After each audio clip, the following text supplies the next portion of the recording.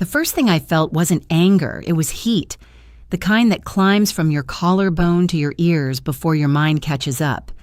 Then came the laughter. Not sharp, not shocked, layered. Polite at first, a few front tables testing the air, then bolder, then comfortable, until 450 people were laughing at me inside a ballroom I paid for. Let's welcome the charity case my father calls his wife. The microphone didn't tremble in Noelle Boone's hand, and her voice didn't crack. She smiled. That smile is what burned. For half a second, just half, my body forgot how to breathe. My fingers tightened against the back of the chair in front of me, not visibly, not enough for anyone to notice, but enough for me to know something inside me had just split open. The band stopped playing. The room tilted its head. They were waiting. Cry, storm out, correct her, defend myself. Humiliation needs performance. It needs reaction. It feeds on movement. I gave it none. I am Odette Wynne. And I did not blink.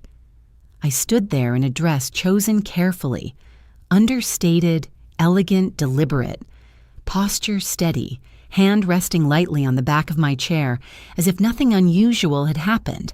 But something had. Something irreversible. I turned my head. Randall Boone, my husband.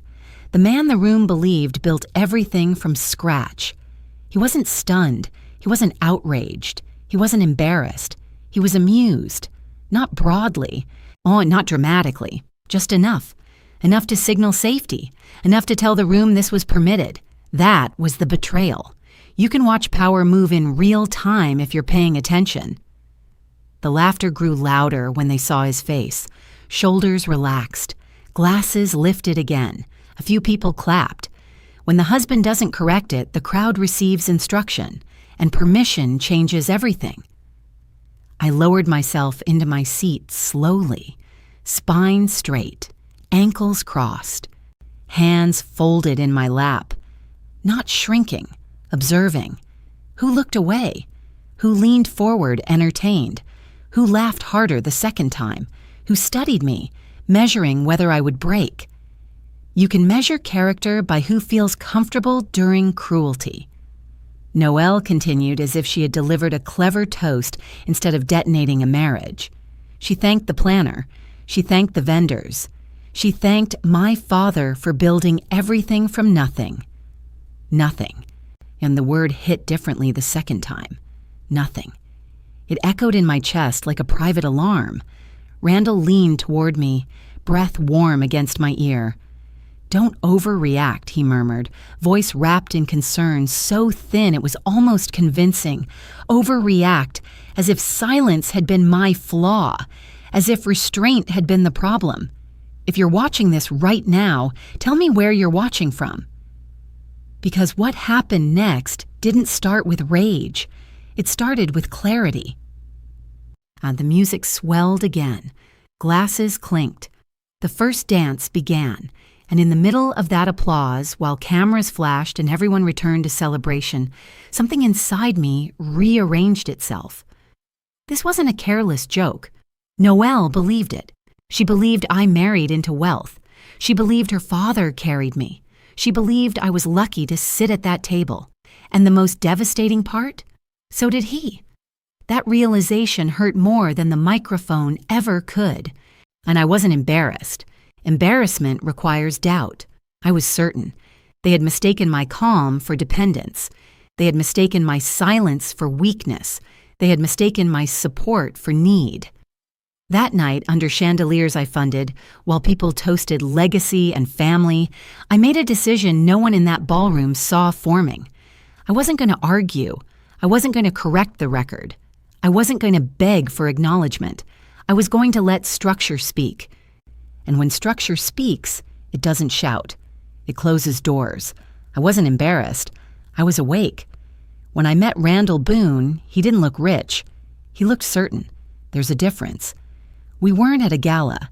There were no chandeliers, no cameras, no applause. We were in a narrow office with a scratched wooden table and 2 paper cups of coffee going cold between us. The paint on the walls was tired. The carpet had seen better years. But Randall sat like the room was temporary. Like success had already chosen him and was simply waiting for paperwork. He spoke about the future the way some men speak about memory, as if it had already happened. He told me what he would build, how fast he would scale, what inefficiency he could fix better than anyone else in his industry.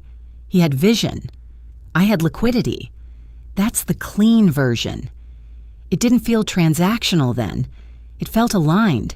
Two people standing at the same starting line with different strengths. His company was privately held. No institutional investors, no venture capital, no glossy press, just ambition and invoices that came faster than revenue.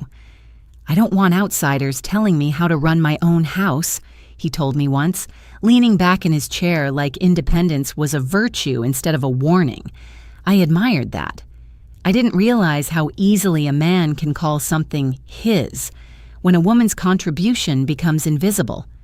The first time I helped, it was small. Incorporation fees, the filing costs, legal formation paperwork. He thanked me with a kiss to my forehead and called me his blessing. The second time, it was the lease. An office with glass walls and polished floors that made him look larger than the numbers in his bank account. He stood inside that space with pride swelling in his chest. "You believe in me," he said. I did. The third time, it was payroll. He didn't call it payroll. He called it bridging the gap. That phrase should have warned me. Gaps are only temporary when the pattern changes. 3 payroll bridges, 2 expansion pushes, marketing contracts signed before cash stabilized, vendor negotiations that ended with him smiling publicly and pacing privately. Each time he came to me, he wrapped the need in partnership. Not pleading. Randall never pleaded. He reframed necessity as opportunity. "If we move now," he'd say, voice low and persuasive, "we'll never have to do this again." I wanted to believe him, because I wasn't just funding a company, I was funding a future, but I did not gift it. That's important. I never gifted it. I had been raised in a house where love and protection coexisted. My father used to say, "Money without structure is just hope wearing perfume." So I structured everything: convertible notes, equity triggers, maturity clauses, not to dominate him, to protect us. After dinner, when the dishes were still warm in the sink and the house felt quiet and married, and I would slide documents across the table.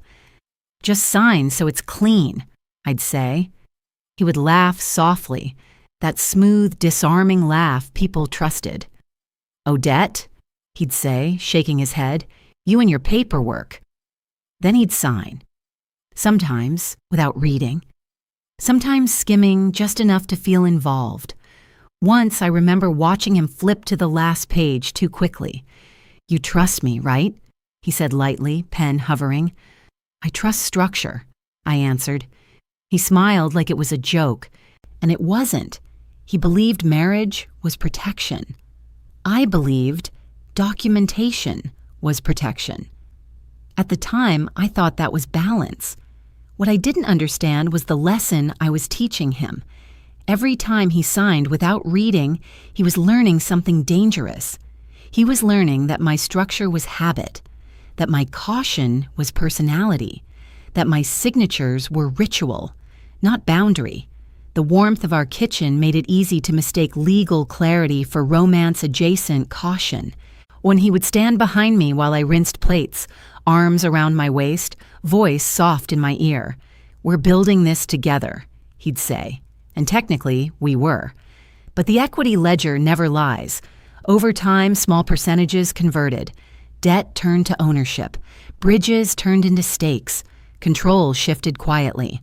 On paper first. He never tracked dilution. He tracked growth. And because the growth felt good, he never stopped to examine the cost. The paperwork was never romantic, but it was precise. And precision doesn't argue. It waits. Randall didn't have to lie to erase me. He just had to get comfortable letting other people lie for him. It started at events where the lighting is soft enough to blur flaws and the champagne is cold enough to make everyone generous with praise. Rooms where success is curated, where teeth show, where hands clap before questions are asked. Randall thrived in those rooms. And he would stand under warm chandeliers with a drink balanced in his hand, smiling like a man who had never checked an account balance twice. When people congratulated him, when they said, "You built something impressive," he would tilt his head modestly and answer, "My early investors believed in me." Technically true, strategically incomplete. He never said my name. He never said, "My wife financed the early years." He never said, "Neo debt covered payroll when cash flow tightened."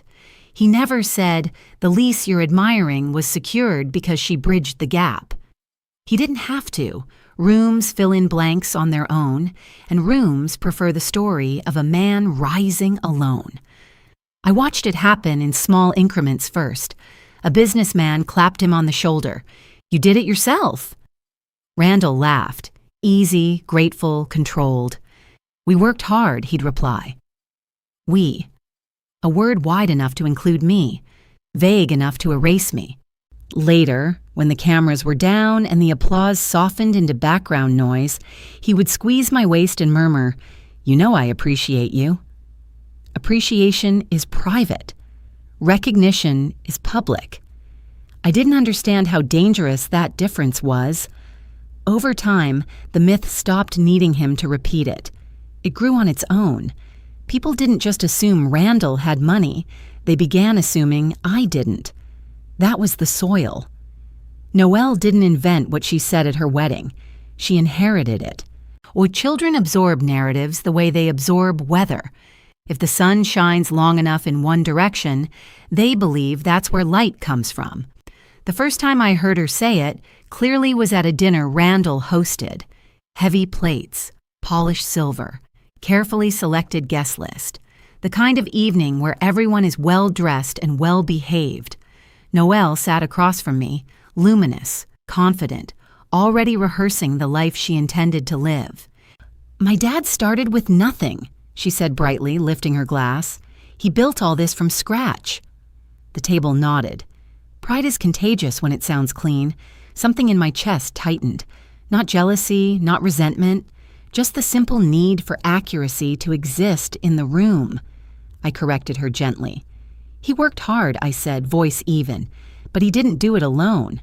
It wasn't an attack. It was a fact.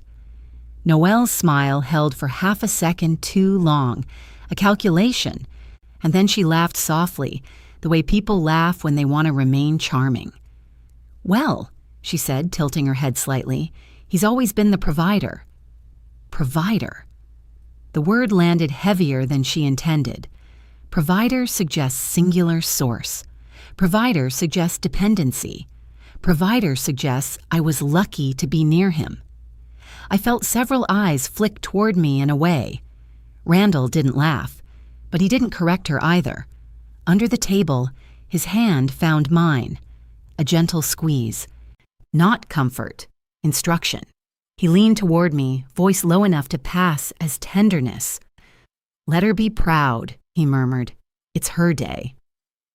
That was his strategy.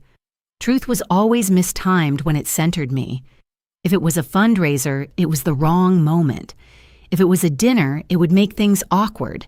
If it was a celebration, it would seem defensive. My truth was always inconvenient. I felt the room register the tension without naming it. The subtle pause, the quick sip of wine, and the shift in posture. I could have pushed. I could have said, "Pride doesn't require denial." I could have asked why a daughter's confidence depended on shrinking a wife. Instead, I swallowed it.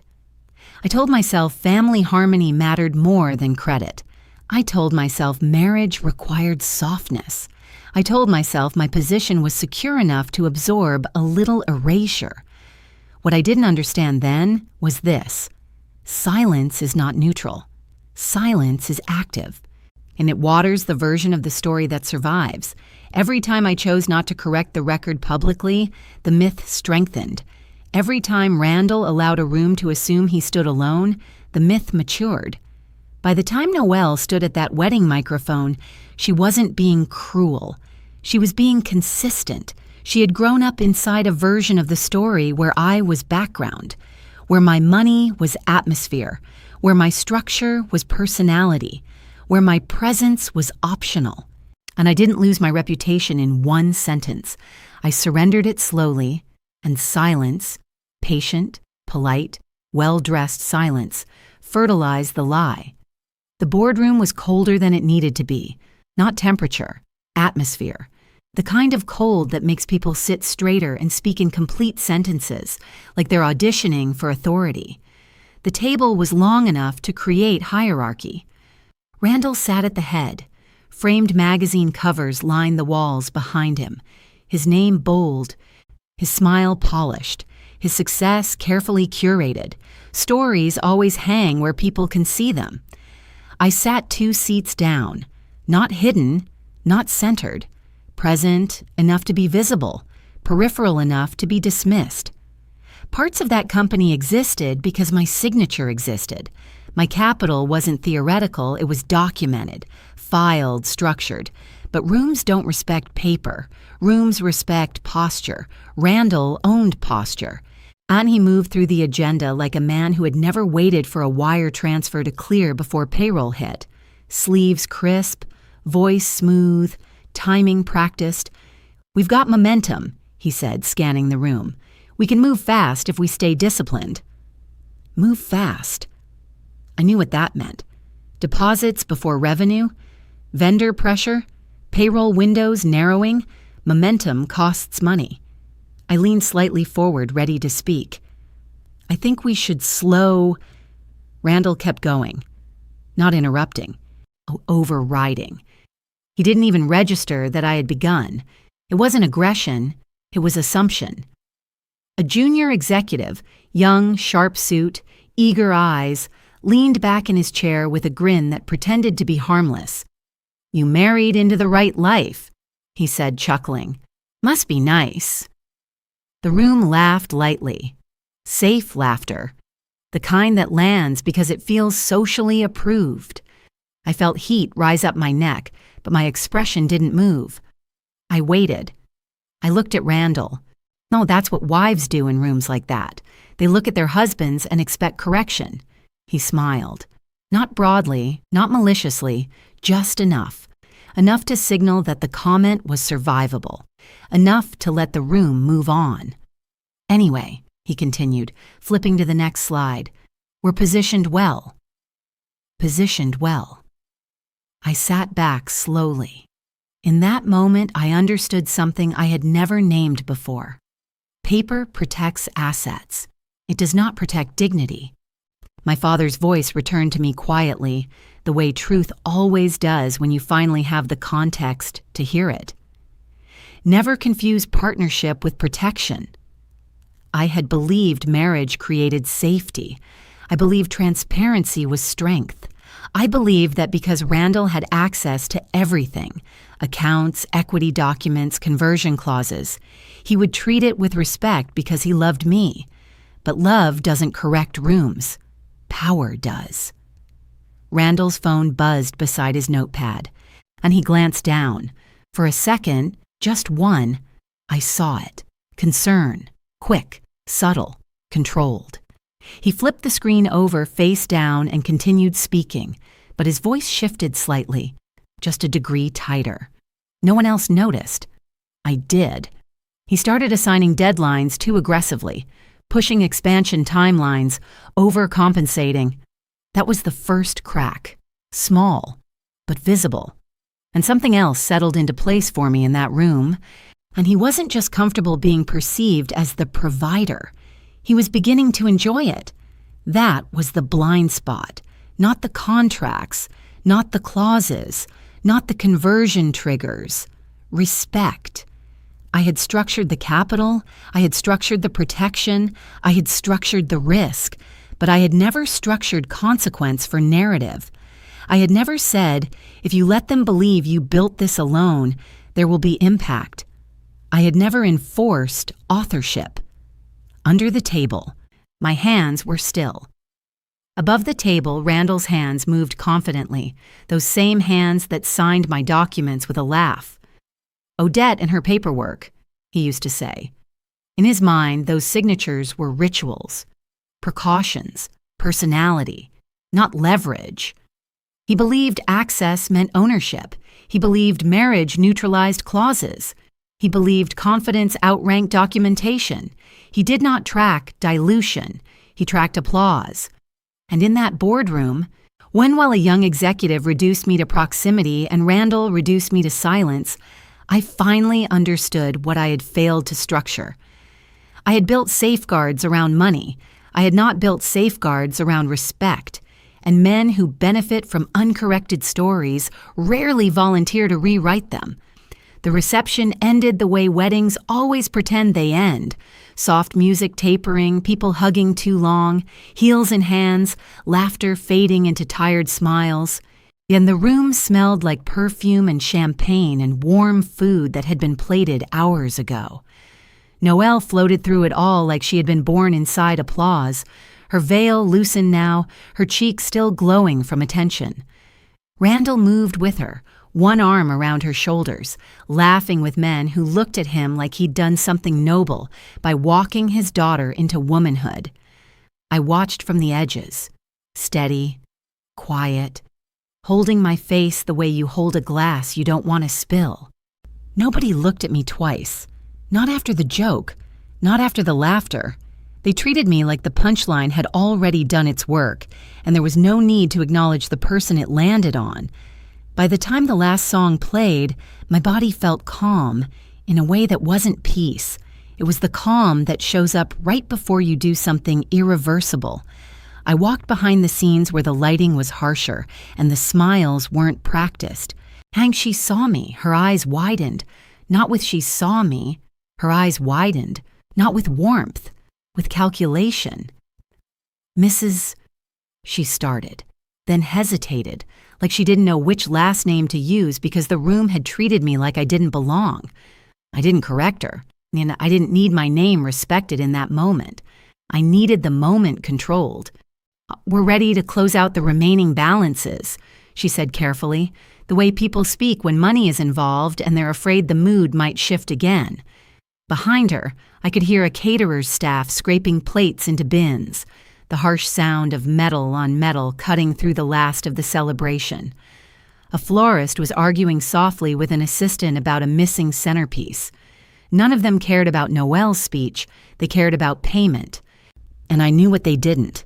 Every major invoice in this wedding traced back to accounts I controlled. Not because Randall asked publicly, because I handled things quietly. The way I'd handled everything in that marriage. "Send me the final totals," I said. The planner's shoulders loosened in relief, so obvious it almost made me laugh. She handed me a folder with printed balances, each page neat, each number cold. I scanned them without blinking. Music license, venue overtime, catering add-ons, so floral upgrades, a last-minute lighting package because Noelle wanted the room to glow like a movie. The total was heavy, but it didn't make my stomach flip. What made my stomach flip was the fact that Randall had been laughing in a room I paid to decorate.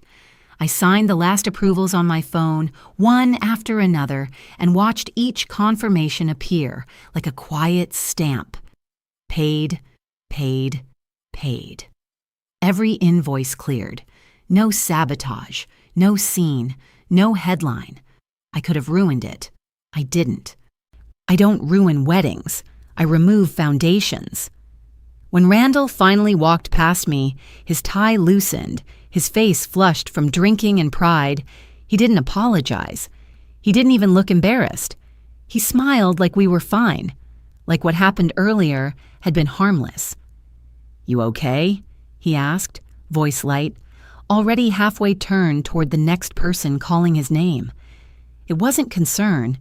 It was maintenance. I met his eyes and gave him the calm he'd always counted on. "I'm fine," I said, more and meant it in the most dangerous way.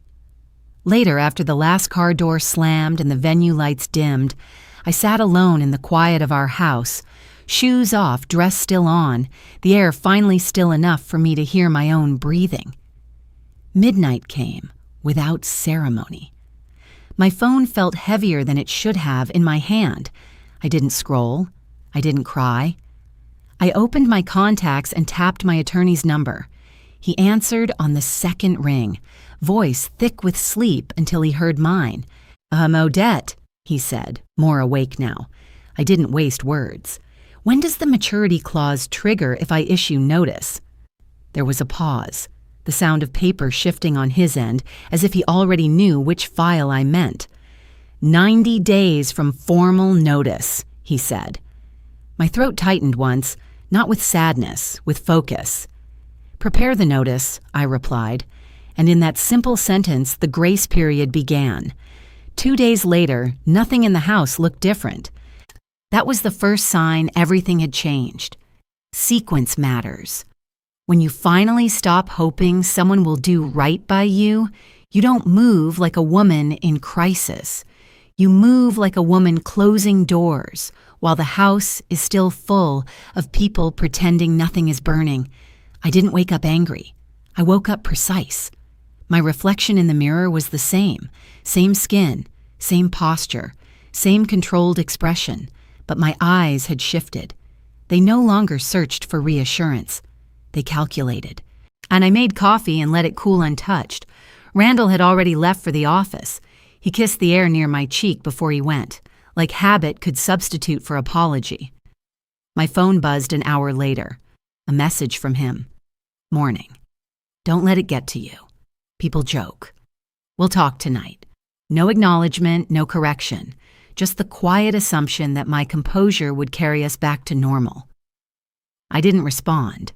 Instead, I opened the file my attorney had drafted overnight. Notice of maturity. Conversion execution. Formal demand. The language was clean and unemotional. My capital was no longer support. It was leverage.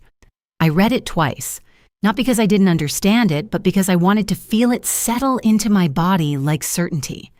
Then I signed. No hesitation. I sent it back with one sentence. Proceed. After that, I made 3 calls. One to remove my personal guarantees from obligations that had quietly underwritten Randall's confidence. One to alert the bank that exposure conditions had changed. One to initiate separation filings before Nostalgia could negotiate with me later. There are protections people never discuss publicly.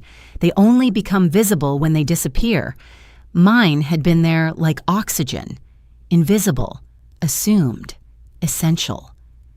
By noon, the legal clock had started. Then I walked through the house, not as a wife, as an auditor. The artwork Randall liked to gesture toward when guests asked about the house. The imported dining set. The wine collection curated in my name but credited to his taste. None of it proved his power. It proved my trust. I packed carefully, not hurried, not dramatic. Clothes folded with the same steadiness I use when traveling for business. Documents placed in a leather folder. Agreements, signatures, copies of equity conversions, personal jewelry. On photographs that belonged to me before the Boone name ever touched them. I left behind anything that was only there to perform marriage. Randall came home earlier than usual. He stood in the doorway of the bedroom and watched me zip a suitcase. His expression wasn't anger. It was confusion, as if my stillness made my departure illogical. Odette, he said quietly, you're really doing this. He didn't say sorry. He didn't say I was wrong. He didn't say he would correct it. Or he said it the way men say things they believe are temporary, like weather. Yes, I said. He stepped inside. You need space. That's fine. Just don't make it bigger than it is. Bigger than it is. As if public humiliation is small if it's wrapped in laughter. As if silence is consent. I closed the suitcase and looked at him fully for the first time since the wedding. It was already bigger, I said evenly. I just stopped shrinking it. Something flickered across his face then. Not rage. Fear. Quick. Controlled. But real. The kind of fear that comes when a man realizes the floor beneath him might not belong to him. I didn't argue. I didn't explain further. I walked past him with my suitcase in hand. He didn't try to stop me. That was the final confirmation. The drive to my father's estate felt strangely quiet. Not grief. Transition. The gates opened slowly. The gravel driveway curving toward the mansion that had existed long before Randall Boone ever learned my name. The staff greeted me with a steadiness that felt different from sympathy. It felt like recognition. Inside, the air smelled of polished wood and history. Stability doesn't have to prove itself. I carried my bag to the dining room table, the same table where my father once taught me how contracts protect love from becoming liability. I placed an envelope in the center. She addressed clearly. No flourish, no emotional note, just documentation. I didn't leave it for drama. I left it because some truths deserve weight when they are held. Back in that other house, Randall would walk into our bedroom and see the empty space in the closet. He would call it mood. He would tell Noelle I was overreacting. He would believe I needed time. He would believe I would return. He would believe love outranked law. And the most dangerous part? He believed that because I trained him to. Randall Boone didn't chase me. He managed me. There's a difference. When people asked where I was, he didn't say he didn't know. He didn't say his daughter used a microphone to turn me into a joke while he smiled. He didn't say I packed my life into suitcases without him lifting a hand to stop it. He chose a softer narrative. Odette's emotional, he would say with a small, indulgent laugh. She just needs time. Time. As if disrespect expires. When and people accepted it because softer stories are easier to swallow than uncomfortable truth. They nodded. They shrugged. Marriage is hard. And they moved on. Denial borrows everyone else's laziness and calls it peace. The business continued, at least on the surface. Emails went out under his name. Meetings stayed on the calendar. He walked into conference rooms with the same polished smile that had always made investors feel safe. In his mind, control was a feeling, and he still felt it. Noelle continued posting wedding photos, champagne flutes, ring close-ups, captions about legacy and new beginnings. She didn't post the microphone. She didn't post the laughter. Randall liked every picture, commented once, "Proud of you." The illusion was intact. For a moment. Then the system adjusted. The chief financial officer sent Randall a message marked urgent, short, professional. Request for clarification regarding exposure triggers and guarantee updates. Not accusatory, just specific. Randall read it, leaned back in his chair, and smiled to himself. Overcautious, he muttered. He forwarded it to his assistant. Schedule something. No concern, no review, because denial feels like confidence when you're used to winning rooms. The bank reached out the next day, not aggressive, polite. Routine verification. Updated confirmation required. Exposure alignment review. Banks don't raise their voices. They shorten their sentences. Randall stared at the email longer than he intended to. He called the banker immediately. Voice warm, steady, familiar. "Of course," he said. "Just paperwork, right?" The banker didn't laugh. There was a pause that lasted half a second too long. "We just need confirmation that guarantees remain intact." Remain intact. Randall glanced at the framed awards on his office wall. "They do," he said automatically. But something in his chest tightened, because he hadn't checked. He hung up and pulled open his desk drawer. For the first time in years, he searched for copies of agreements he used to joke about. He didn't find what he expected, or maybe he found more than he remembered. Meanwhile, in my father's mansion, I received updates that were quiet and efficient. Notice acknowledged. HUD conversion timeline confirmed. Guarantees flagged for removal. Nothing dramatic, just systems responding. Money doesn't argue, it recalculates. Back at the office, a vendor refused to extend a payment window. "Policy update," they said. "Policy doesn't update without reason." A service provider requested deposit up front before renewal. Standard procedure. Standard usually means risk assessment. Randall laughed it off in meetings. "It's temporary," he told his partner. Everyone's nervous these days." He told his mother the same thing. He told Noelle the same thing when she texted from her honeymoon asking about upgrading their suite. "Don't worry," he replied. "Use the card." He didn't confirm the limits. He didn't confirm access. He didn't confirm exposure, because confirmation would have required him to acknowledge that something had shifted. And Randall Boone was not a man who acknowledged shifts. He reframed them. In his mind, and I was still reacting, still dramatic, still in need of cooling off. He believed I would return because I always had. He believed pride would soften. He believed marriage would override structure. He believed love outranked law. And the most dangerous part? He believed that because I had never forced him to think otherwise. But small cracks had begun. In meetings, his jokes landed a second slower. The CFO asked sharper questions, and a board member requested updated projections with conservative assumptions. Randall smiled through it, but he started checking his phone more often, started reading emails twice, started closing his office door before making calls. Denial feels stable right before it fractures. Confidence is loudest before impact. Pressure doesn't arrive like a storm. It arrives like a series of small, polite inconveniences that keep showing up until you realize the world is tightening around you. Randall's mornings started the same. Coffee, tie, that practiced smile. But the air around him changed. Calls ran longer. Meetings went quieter. People stopped joking.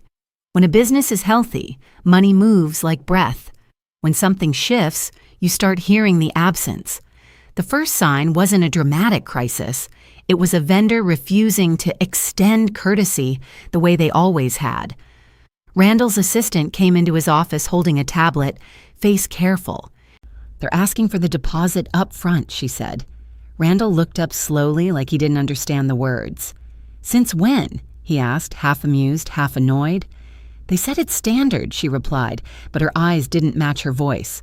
Standard is what people call something when they don't want to admit they're nervous. Randall waved it off, told her to handle it, and turned back to his screen like denial could pay invoices. But small things kept stacking. Or another vendor shortened their payment window. A shipment was delayed until confirmation cleared. A service contract that used to renew automatically suddenly needed updated authorization. The company wasn't collapsing. It was squeezing. The way a hand squeezes tighter around a throat without making noise. At the bank, the tone shifted from friendly to professional. Randall finally took the call in person, stepping into a glass conference room where he could talk without his staff hearing. Randall smiled through it, answering like a man who believed relationships mattered more than paperwork. He made jokes. He referenced years of trust.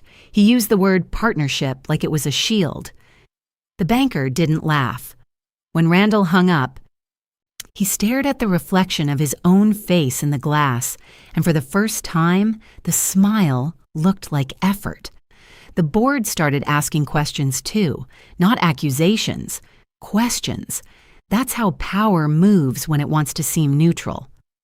A board member sent a short email requesting a briefing on risk exposure and financing structure.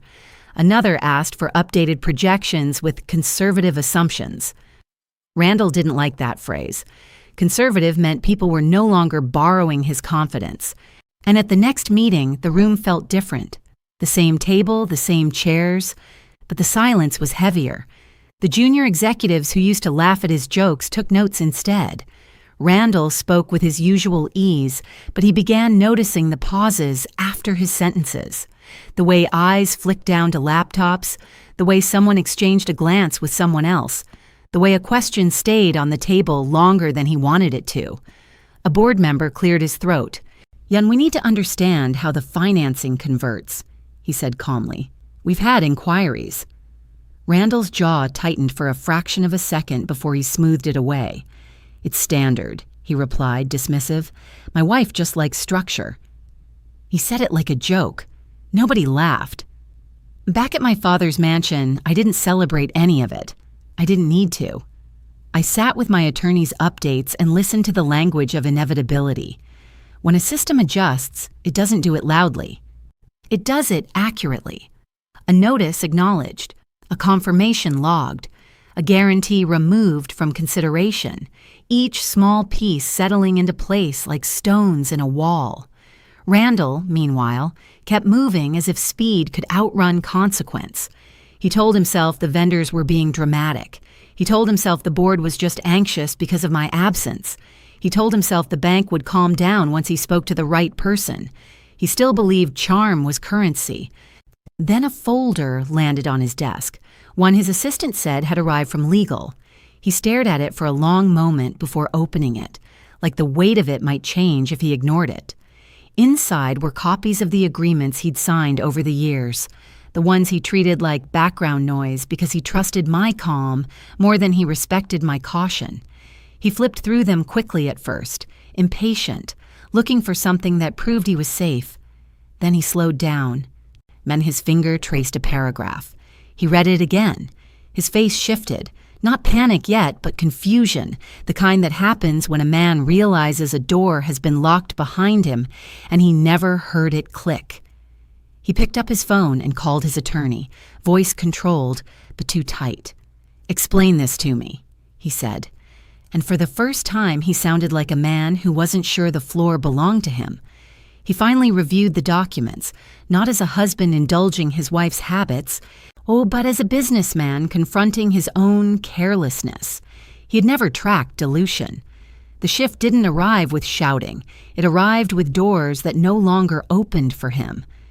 Randall drove to the office the same way he always did, jacket pressed, jaw set, confidence strapped on like armor. He still believed all of this was a misunderstanding that would fold back into normal once the right person heard his voice. He still believed the world was arranged around him. In the lobby, the air smelled like polished stone and coffee, and the security desk looked exactly the same, except for the way the receptionist's smile tightened when she saw him, like she already knew she was about to deliver something she didn't want to be responsible for. Randall swiped his badge at the turnstile without breaking stride. The light blinked red. He swiped again, slower, as if speed had been the mistake. Red. A soft beep. A polite denial.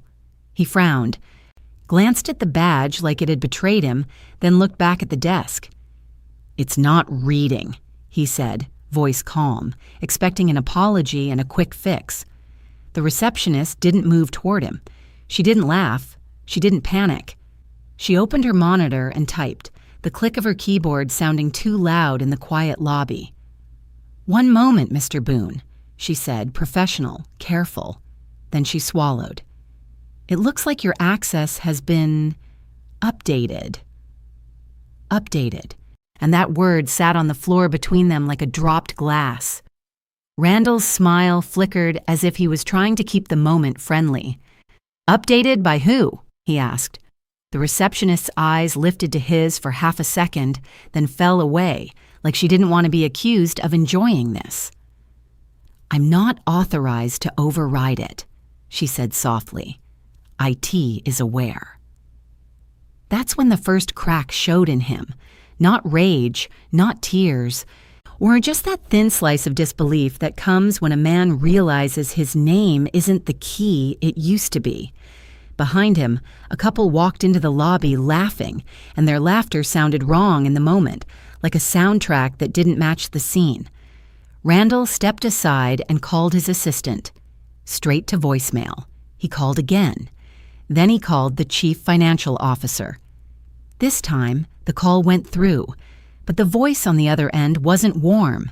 It was controlled. "Randall," the man said, and even his tone sounded like distance. "Where are you?" Randall asked. "I'm at the office," the CFO replied. There's an emergency board session scheduled. Randall's breathing changed. Scheduled by who? Silence. Then, by the majority owner. Randall laughed once, short and disbelieving, like the phrase was a joke someone had tried and failed to land. That's me, he said automatically. The CFO didn't argue. He didn't soften it. He just said, "It's not." Randall's eyes darted toward the elevators, like he could force his way into the building through sheer will. "Let me upstairs," he said, turning back to the receptionist. She shook her head, barely. "I can't," she whispered. And that was the moment I understood why procedure is the most humiliating kind of consequence. It doesn't care how loud you speak. It doesn't care how charming you are. It doesn't even care who you used to be. It just follows rules.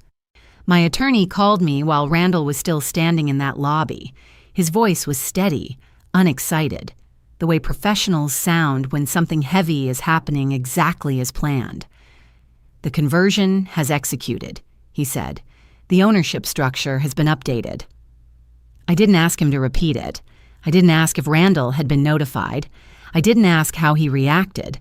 I only asked, "Is it clean?" "Clean," he confirmed. "Documented." I sat in the quiet of my father's dining room with sunlight spilling across the wood like nothing in the world was shifting. My hands didn't shake. Not because I wasn't feeling anything, because I had already spent my shaking on years of swallowing moments that should have been addressed. My attorney continued, "An emergency vote was taken. Leadership has been changed." I pictured Randall's face when he'd realized that the room he used to command now had a different center. And not chaos, not scandal, a simple decision, recorded and enforced. Randall finally got through to his own lawyer and demanded explanations, with a voice that tried to stay smooth but kept tightening at the edges. He asked about fairness. He asked about marriage. He asked about intention. And somewhere in that conversation, the truth rose up in front of him like a wall. The documents weren't written in emotion. They were written in structure. The same structure he had mocked as my habit, and the same structure he had signed with a laugh and a kiss, believing my caution was cute. I imagined him pulling those papers closer, reading slower now, the words no longer background noise. I didn't have to see him to know what was happening. The quiet always tells on people when they run out of stories. He finally read what he signed. I wasn't in the house to see them open it, but I didn't need to be. I knew Randall's habits. I knew Noelle's pride. I knew exactly how denial moves through a home when the person who held it together is suddenly gone. They would walk past the envelope once, maybe twice, acting like it was a note, like it was a dramatic gesture that could be ignored until emotions cooled. Randall would tell himself I left it to scare him, because that was easier than admitting I left it to end something. Noelle would roll her eyes, because rolling her eyes had always been her way of avoiding shame. But the truth about paper is this: it waits. It doesn't beg to be read. It sits where you place it, patient and confident, until curiosity or fear finally picks it up. Randall found it first.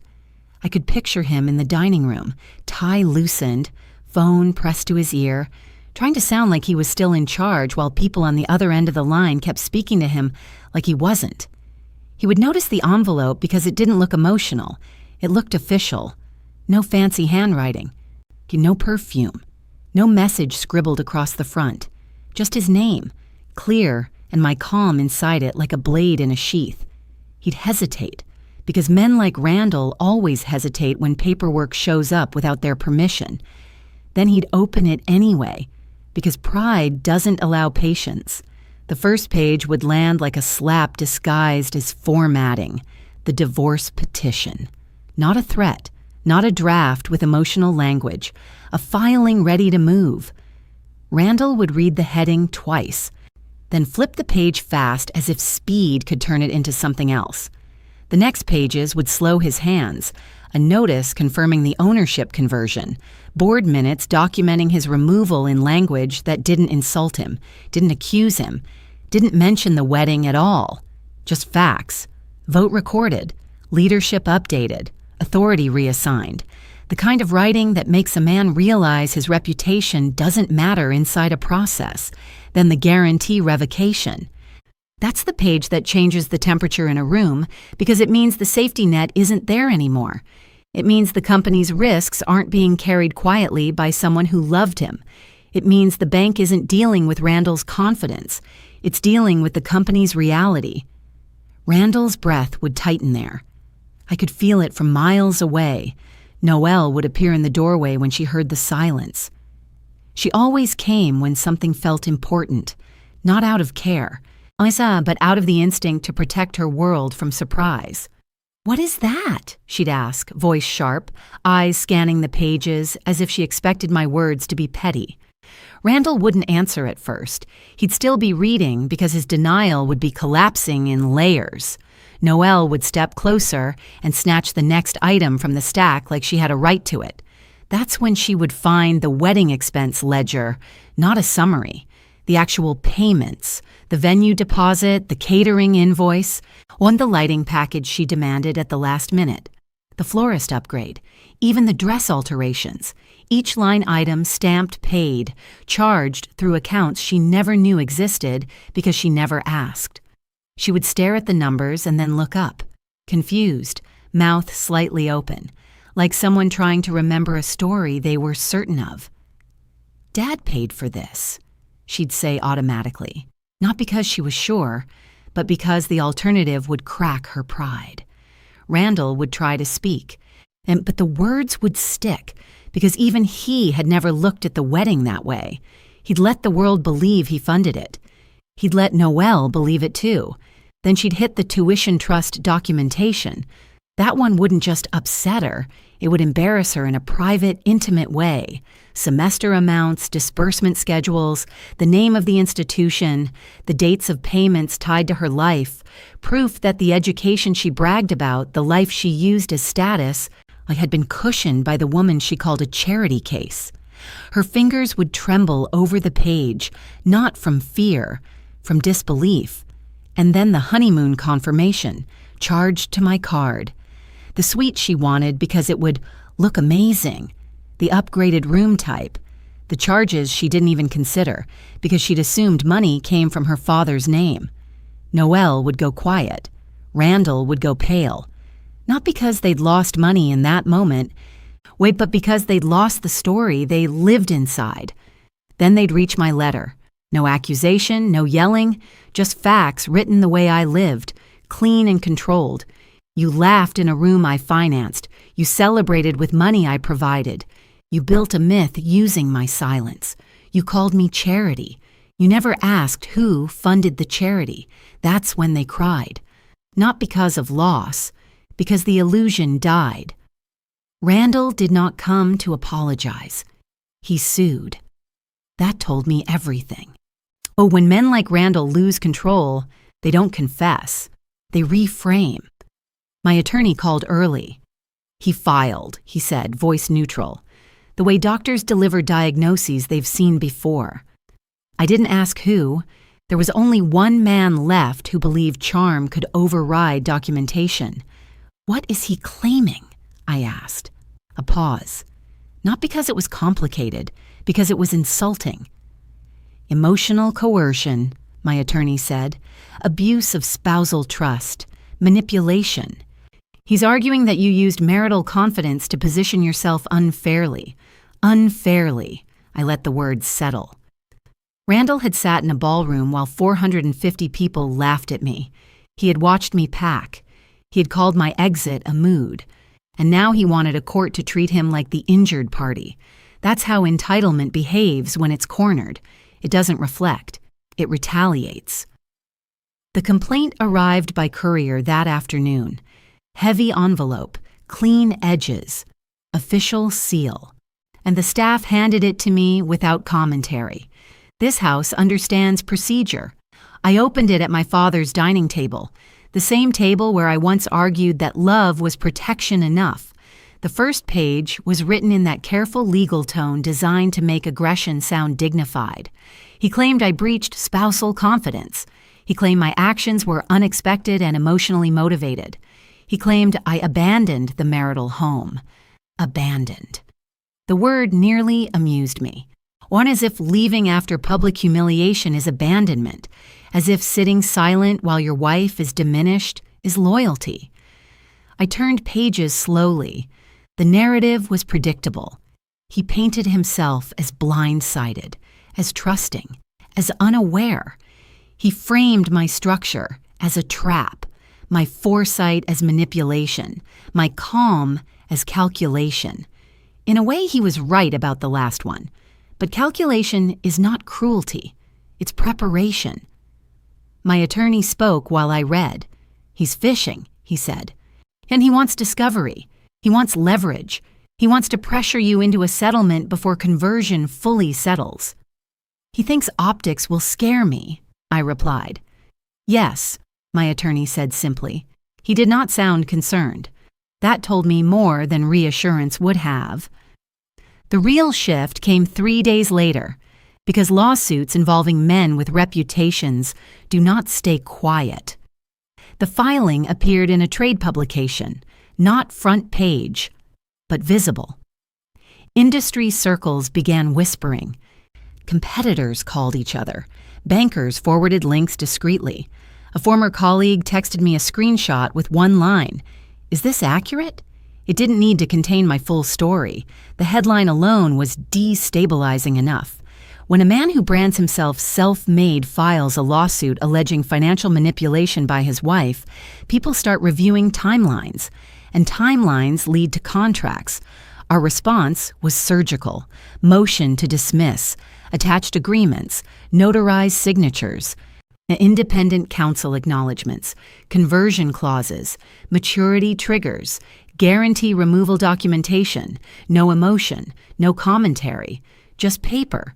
You can argue tone, you can argue intention, you cannot argue signatures. Randall had joked for years about my paperwork habit. Now that habit was an evidentiary wall. My attorney's voice sharpened just slightly when we reviewed the strategy. He miscalculated, he said. Discovery cuts both ways. I leaned back in my chair and looked up at the chandelier, remembering wedding lights and champagne toasts and laughter that had felt permanent at the time. He thinks court is theater, I said. He thinks performance still works. My attorney exhaled softly. It doesn't, he replied. Court is procedure. There was silence between us, not tense, just measured. He's about to learn something, my attorney added. The what? That once you put contracts in front of a judge, narrative becomes irrelevant. I traced my finger along the edge of the complaint. Randall believed he could convert shame into sympathy. He believed he could pressure me into retreat. He believed marriage diluted liability. But the moment he filed, he moved this out of conversation and into record. And records do not blush. Once we're in front of a judge, my attorney continued, the contracts will be read aloud. Read aloud. Not summarized, not interpreted, read. The same signatures he signed casually in my kitchen, the same clauses he dismissed as personality, the same protections he called excessive. They would now echo in a courtroom. The lawsuit was not power, it was panic. And panic always reveals more than it conceals. The courthouse didn't care who Randall Boone used to be. It didn't care about his reputation, his speeches, his polished hands, or the way rooms used to soften when he smiled. And it smelled like old paper and floor cleaner, and the fluorescent lights didn't flatter anybody. Randall arrived early, dressed like a man going to a board meeting, not a hearing.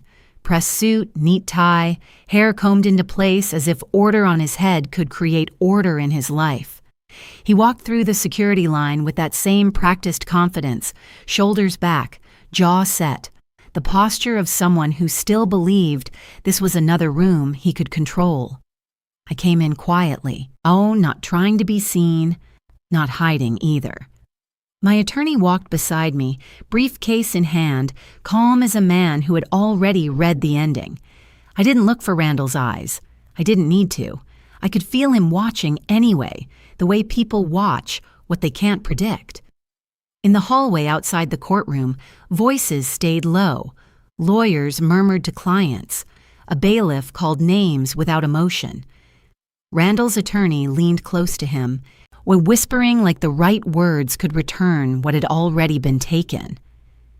Randall nodded along, but his eyes kept flicking toward me and away again, like a man forcing himself not to admit he was unsettled.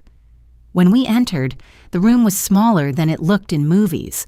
No dramatic music, no grand speeches, just benches, a raised desk, and the dull authority of procedure. The judge came in. Everyone stood, everyone sat.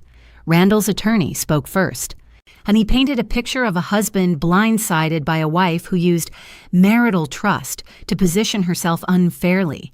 He used words like coercion and emotional manipulation, as if those words could change the fact that Randall had signed what he signed, as if marriage was a blanket that could cover every clause.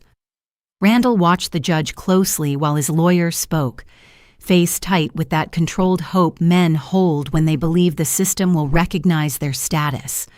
My attorney stood and responded without theater. He didn't raise his voice. He didn't insult Randall. He simply laid the documents out like stones in a line, signed agreements, notarized signatures, independent counsel acknowledgments, a clean trail of consent. He spoke plainly, the way you speak when you don't need emotion to win. While they talked, I watched Randall's hands. He kept them clasped on the table in front of him, fingers interlocked, knuckles whitening slightly whenever the judge looked down at the paperwork. The judge flipped pages slowly, not rushing, not impressed by Randall's name, not softened by his lawyer's tone. There was a moment when the judge's eyes lifted from the documents and landed on Randall, and the room held its breath the way it always does when authority is about to speak. Randall leaned forward a fraction, like he expected a question he could answer, an opening for charm, a place for explanation. The judge didn't give him that. The judge didn't ask about our feelings. The judge didn't ask why I left. The judge didn't ask what happened at a wedding. The judge asked about signatures, about counsel, about clarity. The questions were short and direct, the kind that make a liar feel trapped and make a careless man feel exposed. Randall's attorney tried to pivot back into emotion, tried to frame this as marriage business, tried to paint me as cold. The judge's face didn't change. When then the judge spoke, voice even, firm, the kind of voice that doesn't perform certainty because it lives in it. Marriage does not invalidate commercial contracts, the judge said. The sentence wasn't loud. It didn't need to be. It fell into the room and settled there like a weight. Randall blinked once, slow, as if his mind needed a second to translate what his pride refused to accept. The judge continued, referencing the clear documentation, the acknowledgments, the lack of ambiguity. Then the decision landed as cleanly as a stamp.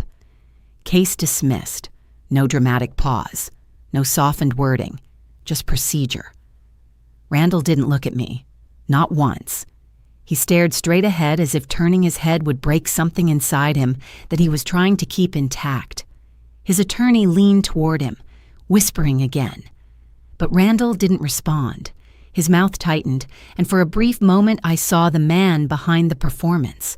The man realizing that love wasn't the shield he thought it was. That status didn't overwrite structure, that his story didn't matter in a room built on facts. We stood to leave. The bailiff called the next case like ours hadn't been life-changing. Randall's chair scraped against the floor when he rose, a harsh sound in the quiet. He kept his eyes down, then forward, avoiding me like I was a mirror he couldn't bear to face. And that's when I understood something too. This was never revenge. It was enforcement. The truth didn't come back into the world with a scream. It came back with a document, clean, formatted, professionally written, the kind of language people trust because it looks like it was never touched by emotion. My attorney forwarded it to me with no commentary, just the file attached, as if he didn't want his own words to interfere with the weight of it. I opened it at my father's dining table, sunlight spilling across the surface like the house itself approved of order being restored. But the header carried the company logo Randall loved to stand beneath. The first paragraph was polite, forward-looking, full of words like transition and stability, the kind of words that keep outsiders calm while insiders know something has shifted. Then I saw it, my name, not tucked into a footnote, not hidden behind spousal partner, not softened into support, printed clearly, correctly. Odette Wynn, majority owner. The sentence didn't praise me. It didn't explain me. And it simply stated what had been true long before anyone was willing to say it aloud. My throat tightened in a way that surprised me, not from joy, not from sadness, but from the strange feeling of being accurately named after living inside someone else's story for so long. Outside that mansion, the world reacted the way the world reacts to power, quickly and quietly. Phones buzzed, emails moved. People who hadn't spoken my name in years suddenly remembered it. And a former colleague sent a short message that said, "I saw the release." No emojis, no extra words, just an acknowledgement that the narrative had corrected itself. In the same hour, the bank's tone changed. Institutions don't apologize. They adjust. I received a call from a banker who had once spoken to Randall like he was the center of everything. His voice was different now. Careful, respectful, clean. "Mrs. Wynn," he said, and the name sounded like a door, opening the right way. When he spoke about restoring lines of credit under your authority, about updated confirmations, about moving forward with clarity, I didn't respond with pride. I responded with calm, because calm is the only language power respects. "Send it in writing," I said, and he did. That was the quiet correction too. Not just my name on paper, but the world beginning to move according to the truth instead of the myth. Randall couldn't stop it. He couldn't charm it. He couldn't reframe it as emotion. And he was no longer the interpreter of reality. He was a man watching his own story get edited in public. The part that mattered most wasn't what strangers thought. It was what Noelle learned. She didn't learn it from me. She learned it the way pride always learns, through humiliation disguised as discovery. I heard later, through a message from someone who had been in the Boone family orbit for years, that Noelle had been sitting in the same living room where her wedding gifts were still stacked. Scrolling through her phone when she saw my name attached to the company she'd bragged about her whole life. At first she laughed, not the bright laugh she used on stages, an incredulous one, as if the internet had made a mistake. She called Randall immediately, voice sharp. "Why is her name on this?" she demanded. Randall tried to answer, and whatever he said wasn't enough, because Noelle had already opened the document she'd been pretending didn't matter, the tuition trust paperwork. In public. In public, you can't pretend in public. In public, you can't pretend it's a trick. In public, you can't twist it into she's emotional. Noelle's pride had always relied on a certain order. Her father as provider, me as background, her as the main character. That press release broke the order. It told the world the truth she had refused to ask for. And the hardest part wasn't the money. It was the shame of realizing she had stood on my support and called me charity. I could picture her face when it sank in. Not a dramatic collapse, not movie tears, just a slow draining, like someone watching their own arrogance replay in their head. Randall's absence in her life didn't scare her as much as the realization that I had never been invisible. I had been erased. And the erasure had been convenient for everyone. The company moved forward under my authority. The bank followed the paper. The industry adjusted its whispers into certainty. And somewhere in that house I left behind, Noelle sat with her phone in her hand, staring at my name on a screen, feeling the laughter from her wedding turn sour in her throat. She stopped laughing. The gate bell rang in the late afternoon, and the sound carried through my father's estate like a soft alarm. Not loud, not urgent, just a reminder that the outside world still existed, still tried to reach into places it didn't own. I was in the sitting room with a book open on my lap, not reading the words, just letting my mind rest in the quiet I had earned. The staff member who answered the call at the front gate paused in the doorway before speaking, the way people do when they're trying to decide whether they should protect you from a thing or simply deliver it. "Mr. Boone is here," he said, voice low, respectful. The name sat in the room like old smoke. I didn't move right away, not because I was afraid to see him, but because I knew what visits like this are really about. They aren't about love. They're about a man trying to reclaim the version of himself he lost. I closed the book gently, set it aside, and stood. My heels clicked softly on the floor as I walked toward the front of the house, each step calm, controlled, unhurried. In the foyer, the house felt like it always did. Tall ceilings, quiet dignity, portraits that watched without judgment. Randall Boone stepped inside as if he'd been invited, but the way his shoulders held told the truth. He looked smaller. Not physically. He was still the same man, still well-dressed, still clean, still careful about appearances. Smaller in the way his confidence no longer filled the space ahead of him. The charm was there, but it didn't sit on him naturally anymore. He took his hat off with both hands, like he needed something to do with them. His eyes moved around the house, taking in the wealth he once pretended didn't intimidate him, the kind of wealth that doesn't ask for applause. He swallowed once before he spoke, and that swallow told me he'd rehearsed this moment and still didn't feel ready. "Odette," he said. He used my name like it was a bridge back to normal, like saying it gently could soften the consequences. I didn't answer with warmth, and I didn't answer with hostility. I answered with presence.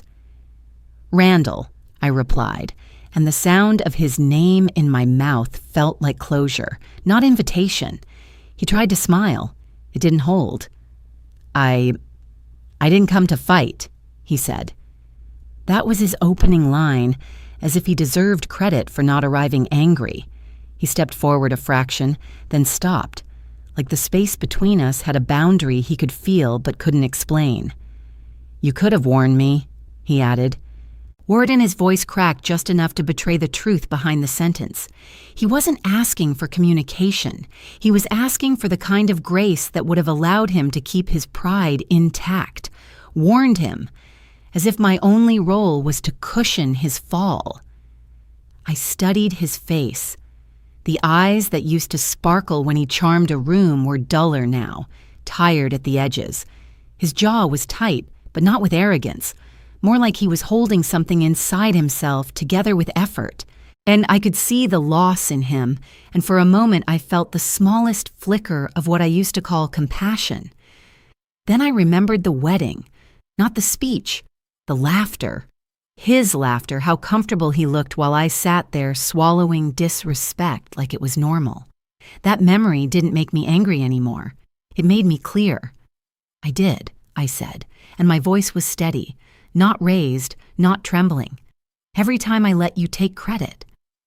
Randall blinked slowly, as if he hadn't expected that answer, and as if he'd been preparing for tears or accusations. The silence between us thickened.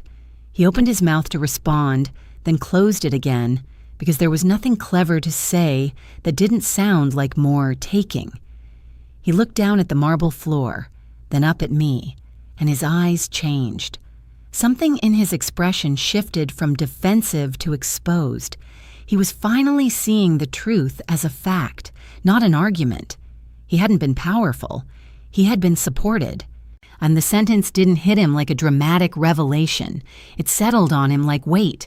His shoulders dropped a fraction. His hands tightened around his hat. "I didn't know it was like that," he said quietly, and the phrase almost made me laugh because it was such a perfect summary of entitlement. You don't know it's like that because you never asked. You don't know because the support was designed to be invisible. Because I made sure it didn't embarrass you. Randall's eyes drifted toward the hallway as if he expected Noelle to walk in and rescue him with noise. But this house didn't do noise. This house did truth. I waited. I didn't fill the silence. I didn't rescue him from the discomfort of finally understanding what he'd been standing on. He shifted his weight, then took a breath like he was preparing to say something that might bring me back. Instead, he said the only honest thing left, and it came out softer than everything else. I'm not used to being unnecessary. I held his gaze, feeling the calm in my chest settle deeper. He had come here to reclaim access. What he found instead was reality. He wasn't powerful. He was supported. I didn't return. Not for a holiday, not for a family dinner, not for the kind of staged reconciliation people love, because it makes them feel like the world is soft again. I didn't go back to that house with its carefully chosen furniture and its photographs that smiled while truth rotted behind them. I didn't step into rooms where my silence had been mistaken for consent. I didn't sit at tables where people would try to apologize in ways that still kept them comfortable. I stayed where I could breathe without bracing for a laugh. My father's estate became more than a place to hide. It became a place to rebuild my own shape. Quietly. Now, without asking anyone's permission to be whole. Randall tried at first. He called and left messages that sounded like he was still negotiating. Not begging. Randall didn't know how to beg. He spoke in that low, controlled voice as if a calm tone could make me forget what he allowed. "Odette, we can talk about this," he said once. "We can work something out." Work something out. As if dignity is a compromise. As if the foundation of a marriage is a budget line you can adjust. After that, then the messages changed. The confidence thinned. The words got shorter. "Please call me." Then nothing.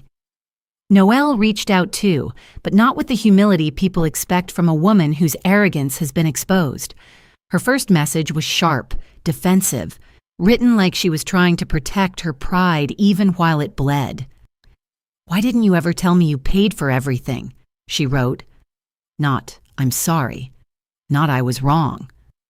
"Why didn't you tell me?" The same entitlement wrapped in a different ribbon. And I didn't respond, because responding would have made it a conversation, and I was done turning my piece into a discussion. I heard what happened to them without asking.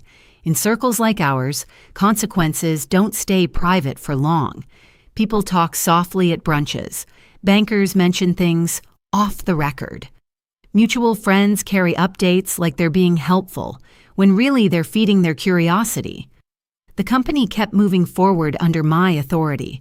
But Randall's lifestyle shifted the way a man's life shifts when he can no longer use other people's money as confidence. Vendors who used to extend him patience stopped doing it. The bank tightened its language around him. Former allies grew distant. Debt isn't just numbers. It's humiliation in slow motion. And Randall had built a reputation on being the man who never needed help. Watching that reputation crack wasn't satisfying in a loud way. It was satisfying in a quiet way. With subtle corrections that cut deeper, with subtle corrections that cut deeper than insults. People stopped calling Randall self-made. They started mentioning his wife's investment in casual conversation, the way you mention weather, like it's just fact. The story she used to repeat with pride began getting repeated back to her with edits. At first she tried to laugh it off. Then the laughter stopped working. She learned what it feels like to be on the wrong side of a narrative you can't control. She learned how quickly people will celebrate you when they believe you're standing on earned ground, and how quickly they'll step back when they realize you were standing on someone else's grace. I didn't gloat. I didn't attend any event to let people see me win. Winning wasn't the point. My peace was. And I moved through my days in the mansion with a steadiness I hadn't felt in years. I sat at my father's dining table without swallowing words. I walked through halls where nobody treated me like a punchline. I made decisions without explaining them to a man who believed my money was his by marriage. Some nights, I remembered the moment at the wedding, the mic feedback, the band cutting off, the laughter rising in layers like smoke. The memory didn't sting the way it used to, and it sat in me like a marker. A line in the sand I finally stopped stepping over. Randall came back once more, not to the house, but to the gate. He didn't ring the bell. He just stood there as if being present might soften me. The staff member told me he was outside. I didn't go. I didn't watch from a window. I didn't send a message. I let the silence answer him, because silence is what he used to keep me small, and now it belonged to me. My life did not return to the Boone name, and it returned to Odette Wynne, and that is the part they never recovered from. Not the money, not the company, not the public correction, the fact that I stopped being available for their version of me. I closed the door on that chapter of my life without slamming it, without crying in the doorway, without leaving room for negotiation. I was never the charity case. I was the foundation.